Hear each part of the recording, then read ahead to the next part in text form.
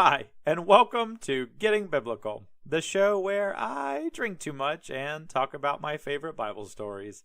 I am Matt Smith, your host, and thank you for joining us today. So today I decided to mix things up a little bit. I know that we're in the middle of the story of Moses as far as the chronological telling of the stories go, and I might have left you with a cliffhanger as far as what's going to happen to Moses next as he goes and sees the Pharaoh and everything, and maybe you feel like a TV show where they're like, you're not sure, they're in limbo and like did it get canceled? Is he going to come back? Whatever, right? We're leaving on that cliffhanger. I promise we're going to come back to it. It's going to happen. And I actually was going to do it tonight. When I woke up this morning, that was my plan tonight for what episode I was going to record. And that was absolutely going to be the thing. As I was looking at the calendar and planning out my next week and a half as far as social interactions go and obligations and whatnot, I realized, and I don't know how I didn't realize this before, shame on me, but I realized that this Sunday is actually St. Patrick's Day.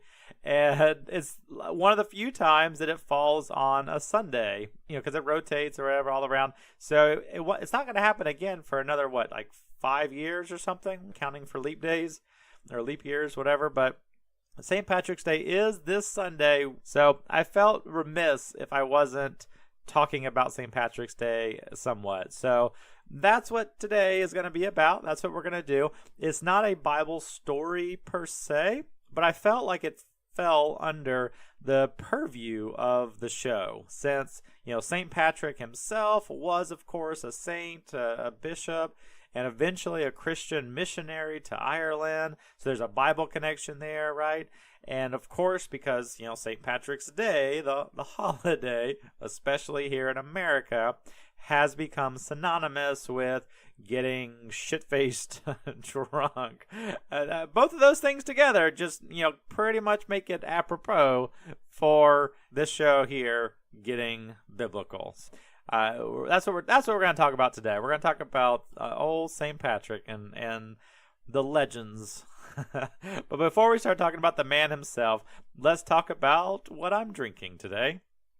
So for today's drink, I obviously wanted to tie in the booze with the subject matter, which in the past episodes, 20 plus whatever shows we've done, I've had some trouble connecting the Bible story to the booze, right? To connect those two things together. This time, I almost have the opposite problem because with St. Patrick's Day and everything, the luck of the Irish and all that, I've got so many options to choose from between all the different Irish whiskeys that are out there that I love and all the different Irish beers like Guinness, which, not pandering, is in my top 5 favorite beers ever. Magner's a cider, even if we're not even talking about beer, we're talking about cider. Then of course, not a huge fan, but the cream, the liqueurs that they have out there, like the Baileys of the world, that type of thing. So the Irish are killing it in the booze industry and their offerings, and there's so much to choose from, so many things that I could do for today's episode. So before I do any of that, I want to take a big step back and let's talk real quick. We need some education in this up in this piece. So we need to talk about something real quick that I want to make sure we're all on the same page with. I want to talk about the popular American drink, the Irish car bomb. So for those that somehow don't know, the drink known as an Irish car bomb is a drink where you take a shot glass, generally about half of it is Irish cream liqueur like Bailey's, and half of it is an Irish whiskey, let's say Jameson, and both of those you put into a single shot glass, and then you take another full glass of full-sized glass for beer, fill it up about 3/4 of the way full with an Irish beer, probably Guinness most of the time, like 99% of the time, and you take this shot of cream and whiskey and you plunk it down, you drop it into the beer, and of course it makes a mess and it foams and it shoots up and everything, and then you down the whole thing, and that's the Irish car bomb, and it is extremely tasty in my opinion. Those are all the things. Well, actually, the cream liqueur I don't super love, but it actually adds a really nice element to the whole thing. So as far as a drink goes and a combination of things, I really enjoy the taste of these of this drink. Now, however tasty it might be, I feel it's my obligation on this quasi little bit, tiny bit educational show to inform you, the listener, of how inherently offensive this drink is. I would highly recommend that under no circumstances should you ever find yourself in Ireland, do you ever order an Irish car bomb. Like, do not do that. I mean, these are terrorist attacks, car bombs that happen to, like, they're not a fun, jovial thing to talk about, right? It is not okay. There's a guy that I followed and dare I say have been inspired by for well over a decade. And he's everything I've ever wanted to be in terms of drinking and telling stories. His name is Dan Dunn.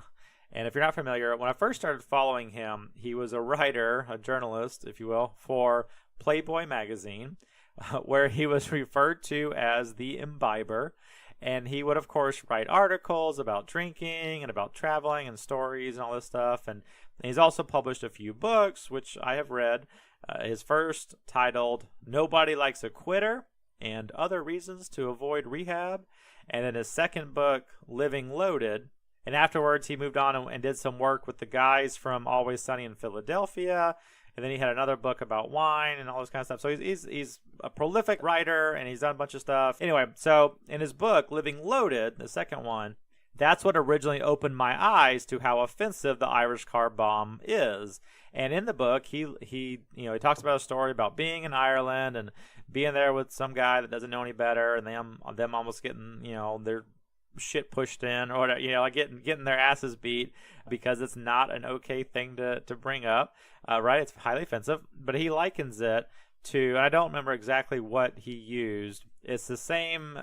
My version, I guess, is if you took a half a shot of moonshine and a half a shot of like Jack Daniel's, Tennessee whiskey or bourbon or something like that, and then you drop them in the most American beer you can think of, whether it's, if you're on the East Coast here, it's a Yingling or maybe a Sam Adams or Coors Light or whatever you think about. I don't know, whatever. But you take those very three different quintessential American beverages and mix them all together and splash them down into each other just like the car bomb. And if we were to have that drink and then call it a 9/11, right? A September 11th type thing. That's kind of what we're doing with the Irish car bombs. And it's Dan's bit from his book, and I'm not trying to steal it or anything like that. Go buy his book, go read his book. Not trying to steal anything from him, but that's how I got educated. And not that I was like going out every night and ordering a round for the whole bar of Irish car bombs. I hadn't had a bunch of them, but it was very educational to get that perspective on it. So, and real quick, also, while I'm talking about Dan Dunn, I've been actually wanting to talk about him for a while on the show, just because I am a fan of his. Gotta throw it out there, PSA. If you like podcasts about drinking, I highly recommend his Drinky Fun Time podcast. It's pretty amazing. It's available from the Dan Harmon Associated Starburns audio. Since I'm just name-dropping creative people that I look up to, I feel like it's worth mentioning. But Drinky Fun Time, it's a great podcast. It's super educational, super fun, and everything else that Dan does. So if you're bored or whatever, you want to check him out, felt like sharing, felt like throwing that out there. So after all that, we're not doing an Irish car bomb tonight. I am, however, drinking some Irish whiskey, of course, for St. Patrick's Day. And so today, while I was in the liquor store during my lunch break at work, my immediate thought was to grab a bottle of Jameson, right? Almost the baseline, like the most famous kind of like, Irish whiskey that's out there. And Jameson is one of those brands that's almost eponymous with Irish whiskey, right? And I picked up a bottle of Jameson Caskmate. Now, the Caskmates line, they have two different offerings. is the premise of taking their used barrels that they use for aging whiskey and loaning them, almost like a hand-me-down barrel or whatever, to your younger sibling, that they loan their barrels to a craft brewery friend of theirs, and that beer company ages their beer in these whiskey barrels. And then when they're done, when they do their thing, they give the barrel back to Jameson. And then Jameson then puts Jameson whiskey back inside the barrel, and it soaks up the little wee bits of beer and everything that had been sitting in there for a couple months or however long they keep them for. So there's all these layers to it, right? It's just, like we're going to use it, we're going to do it, you're going to take it, you're going to borrow it, you're going to put beer in it, you're going to take the beer back out of it, you're going to give it back to us, and then we're going to put more whiskey into it, and then we're going to soak those flavors back out of it. And it's super neat, it's super cool. And doing this process, they've released 2 different versions. One which saw the barrel that we just talked about, the hand-me-down barrel, house an IPA, and the other for a stout. And today I am drinking the Jameson Caskmates Stout edition. The IPA is also great. It's super good. In fact, I think that it's actually a little bit more different, if you will, a little more diverse than what this one is. But I'm a stout guy. I love stouts, porters, that type of thing, and it is great. It's so neat. It's not vastly different than regular Jameson, to be honest. I really was expecting a little bit more of like a punch or a little bit more of a difference in there. Very similar to just regular Jameson, which I love, and just a little bit more. It's a little bit smoother, if that makes sense. But I don't even mean that like as far as like the alcohol content or percentage or whatever. The texture, even almost of the whiskey itself, feels like it's a little bit different. Maybe that's in my head. I don't know, but it feels like a slightly different texture. But I really like it. I mean, absolutely no regrets. I'm I'm into it. I can taste the different. I can taste the hints of darker notes or whatever, the coffee and all that kind of stuff. And of course, it's not hoppy or anything crazy like that or whatever. It's just the same old Jameson that I've always loved. Big fan, super into it. So let's go ahead and I'm gonna pour myself another drink real quick. And that's what I'm drinking today. So let's get back to the story of St. Patrick.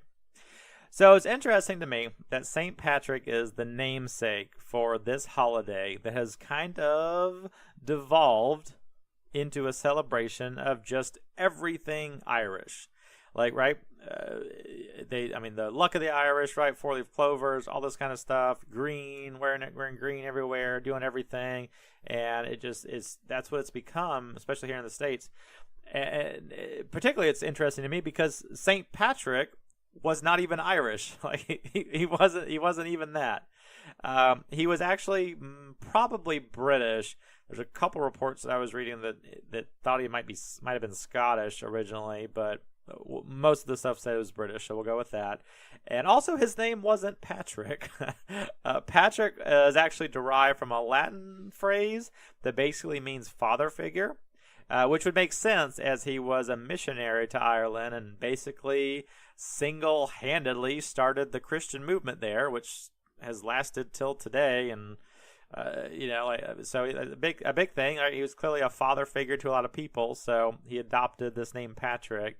But the story of St. Patrick, at the age of 16, Irish raiders descended upon his village and kidnapped him along with thousands of other people. They captured them all and took them back to Ireland, where they were sold as slaves. And for 6 years, he was a herdsman, right? Worked with sheep or whatever, working for his pagan Irish master. And during this time of just like being a slave and not liking it at all, he turned inward to his own faith.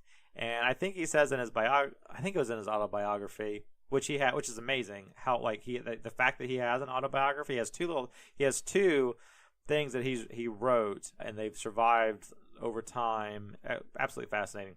I think it was in his autobiography that he wrote that, it's not very long if you want to check it out.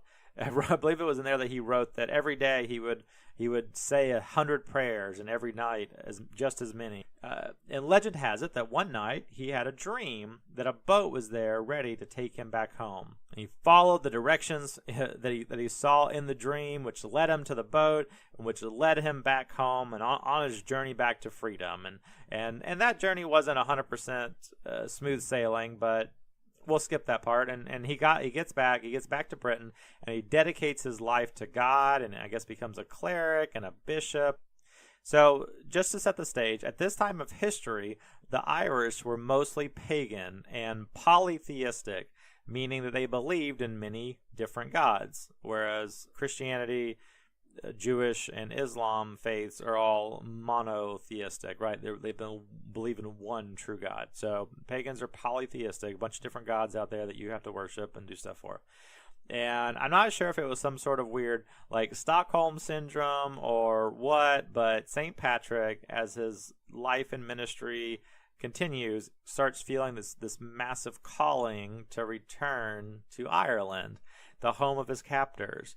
And the story goes that he would see visions, and he says, literally hear the people of Ireland in a unified voice calling to him and asking him to come back and all this type of stuff. So at the age of about 40 years old, I think, or so, he goes back. He goes back to Ireland to be a missionary to the pagans that he had left there.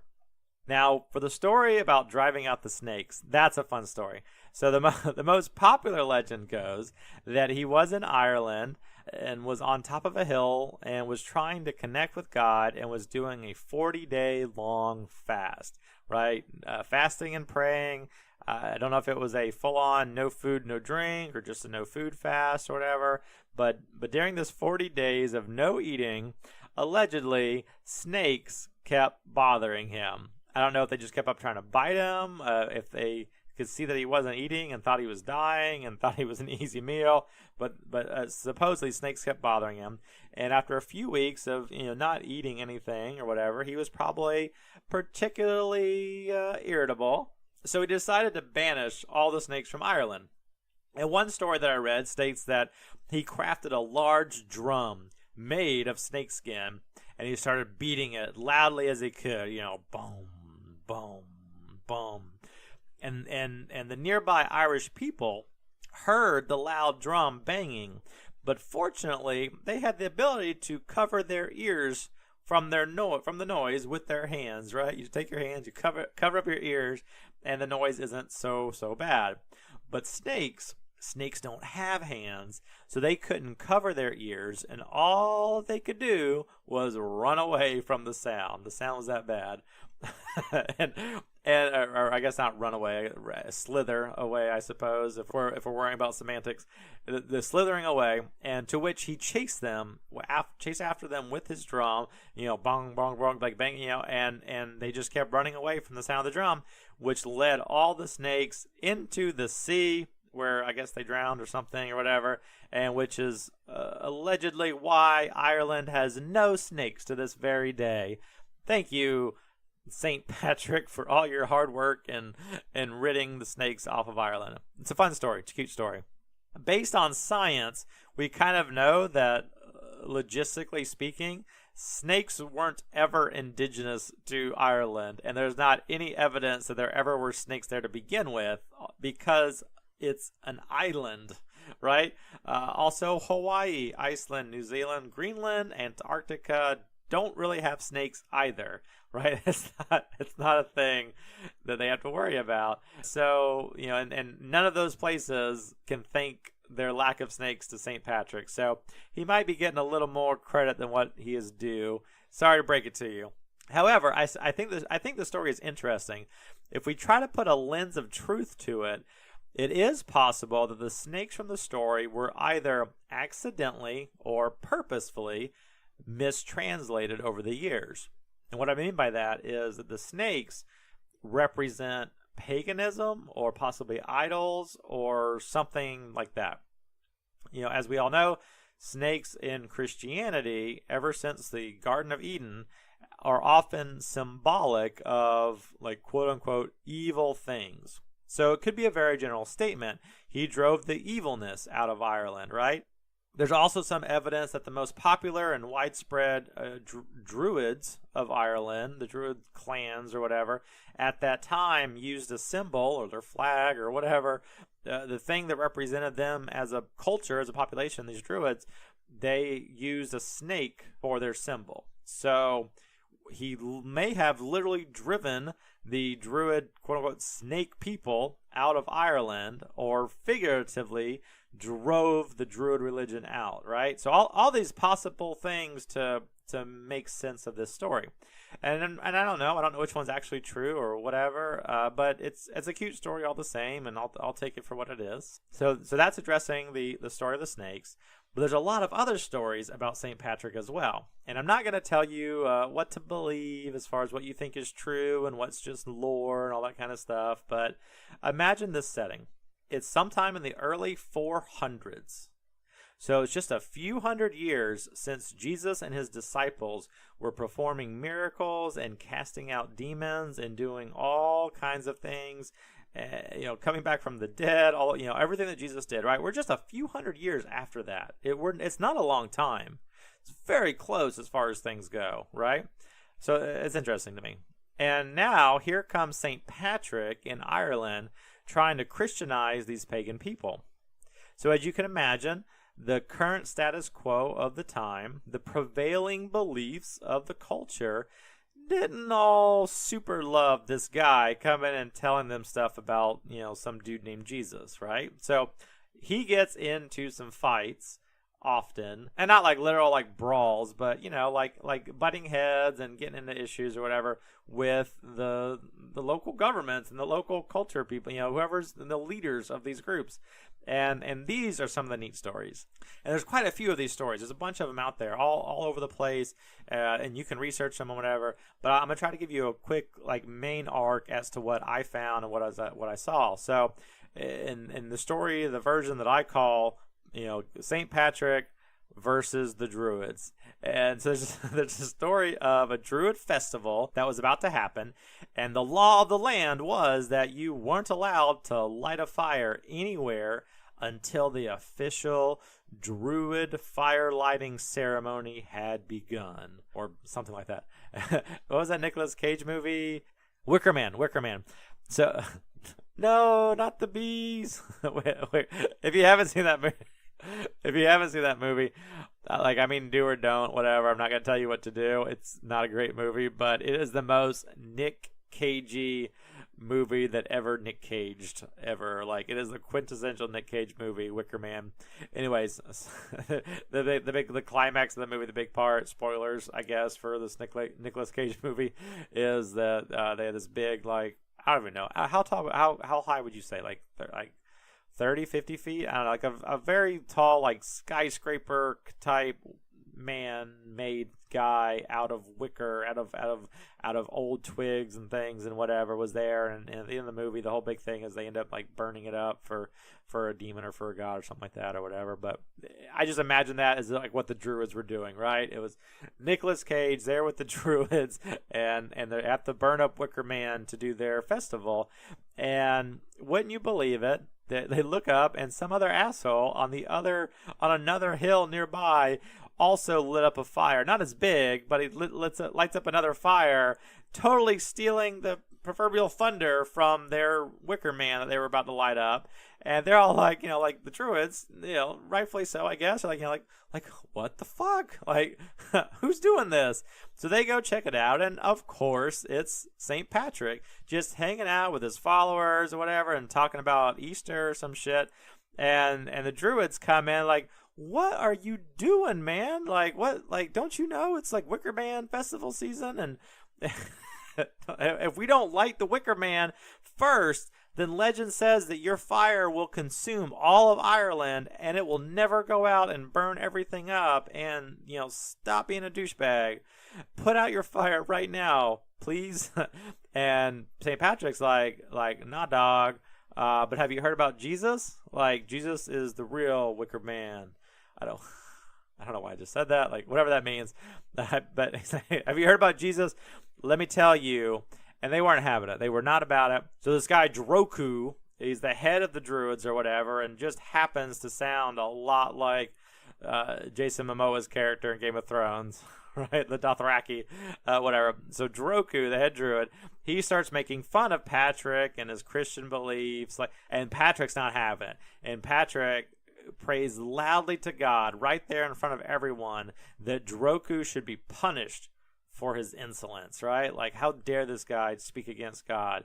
And then right there in front of the whole group, immediately, the instant gratification of Patrick's prayer, right there in front of everybody, Droku is lifted high up into the air and then slammed back down on Earth. Just, and then body slammed back into the ground. 100 points of damage, easy. And everybody there is like, oh shit, that was crazy. It's crazy, right?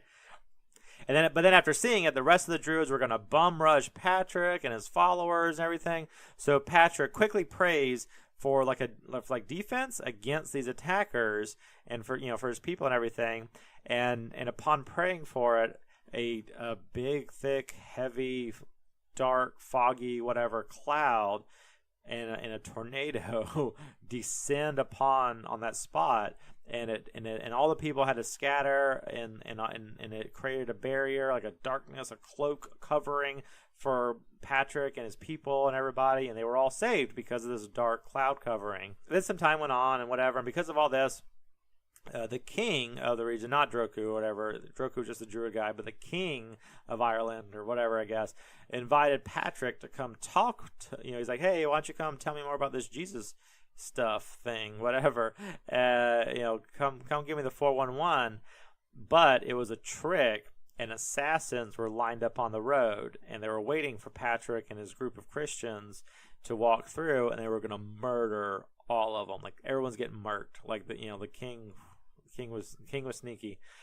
However, just like Frodo Baggins, Patrick and his people allegedly were invisible to the assassins, and they walked through unscathed.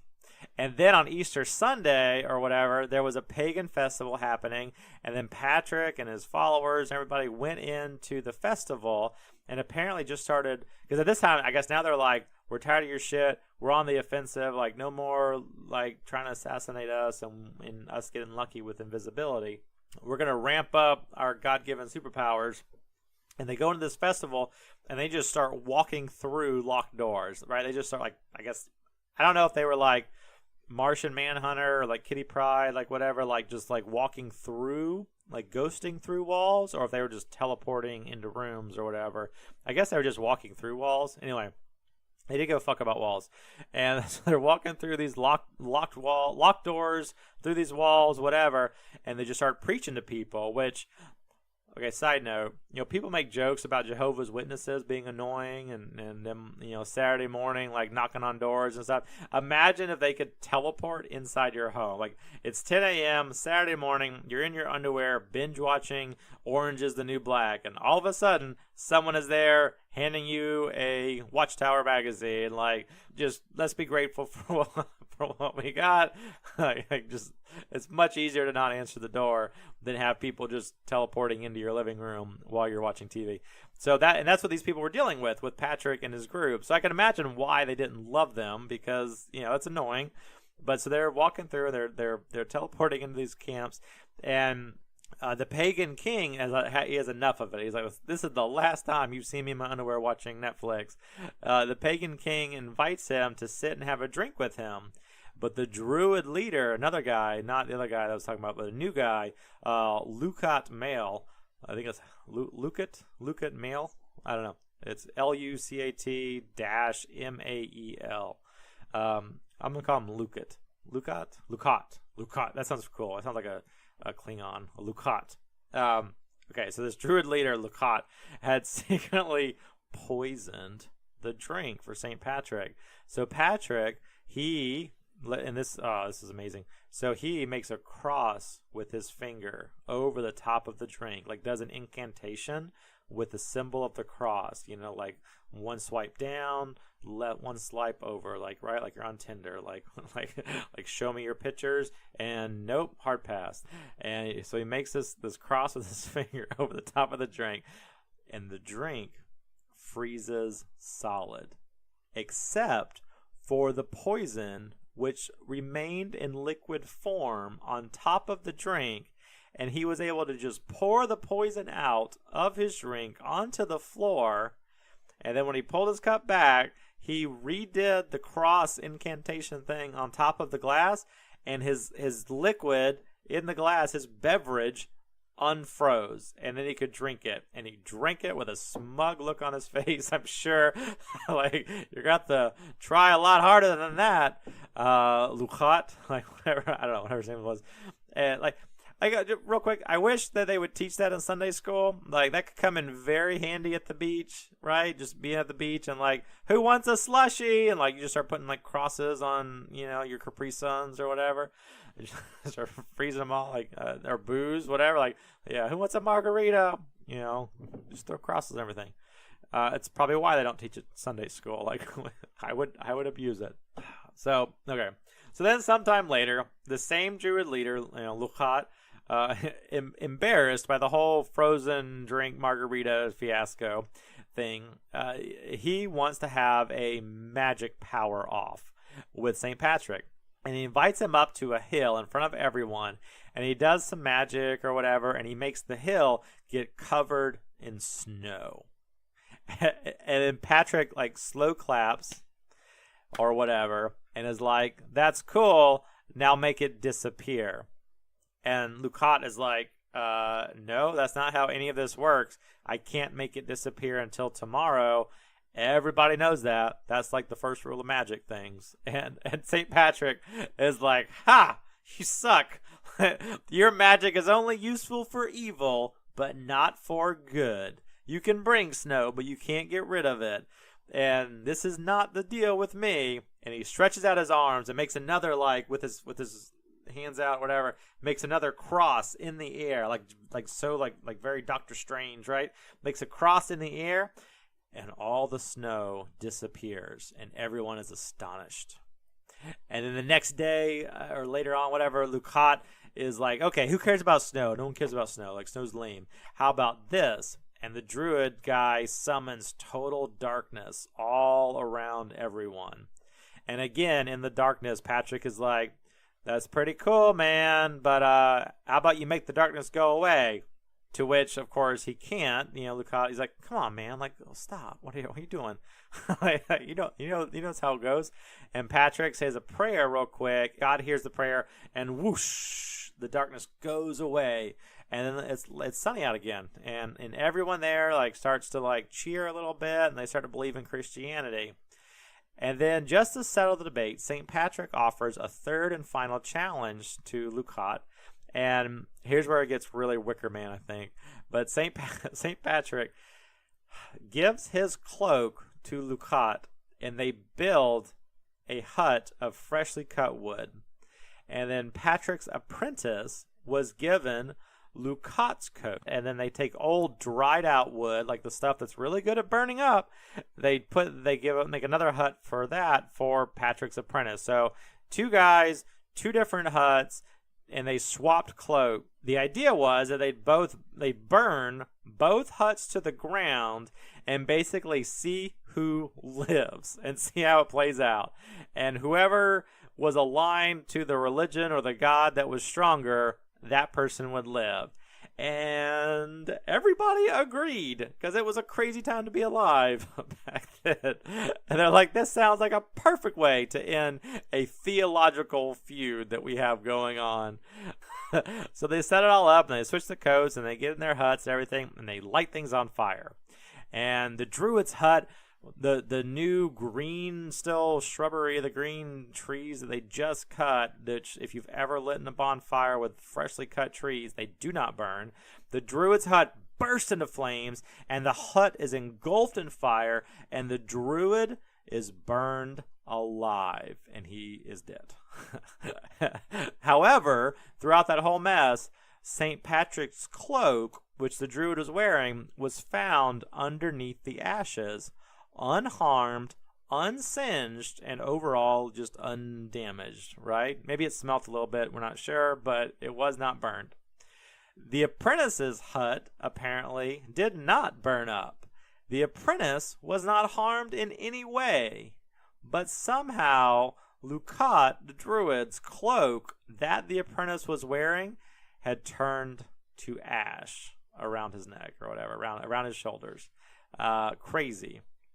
And this led to the King of Ireland, although he didn't actually want to convert to Christianity, he did give St. Patrick a total free pass to travel through Ireland and preach whatever he wanted without fear of retribution or being put in jail or anything or whatever, or beheadings or whatever they might have done back then, which paved the way for Christianity to take over Ireland, which has lasted pretty much to this day.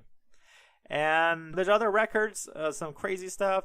It says that he even raised people from the dead, and not like one person that could just be a misdiagnosed coma patient or something. But by one account I read, said that it was like 33 people that he raised from the dead. Like 33 people brought back to life from the dead. And there's other reports that they weren't all just like recently dead people. Like some people, like he like called them out from their graves and they like totally zombie like buried, like, you know, clawed their way back out or whatever. Like crazy stuff.